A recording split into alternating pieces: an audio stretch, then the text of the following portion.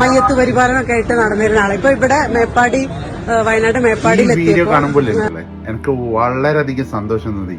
ആ പൊന്നുമോളുടെ ആ ചിരി നോക്കല്ലോ, ആകെ ചമ്മല് പിടിച്ച രീതിയിലുള്ള ഒരു ചിരി ഉണ്ടല്ലോ.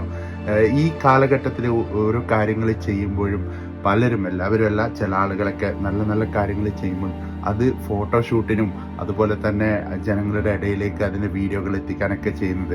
ഇതൊരു ക്യാമറക്ക് മുമ്പിൽ നിൽക്കുമ്പോഴുണ്ടല്ലേ, ആ കുട്ടിയുടെ മുഖം ശ്രദ്ധിച്ചിരുന്നു. വല്ലാത്ത ചമ്മലാണ്. ചെയ്യുന്ന കാര്യം എന്താ അറിയും? മയ്യത്തിനെ കുളിപ്പിക്കാണ്. അത് മരിച്ചവരെ കുളിപ്പിക്കുക, വൃത്തിയാക്കുക, അതൊക്കെയാണ് ചെയ്യുന്നത്. ഇതുപോലെ ഞങ്ങളുടെ നാട്ടിലും ഉണ്ട്.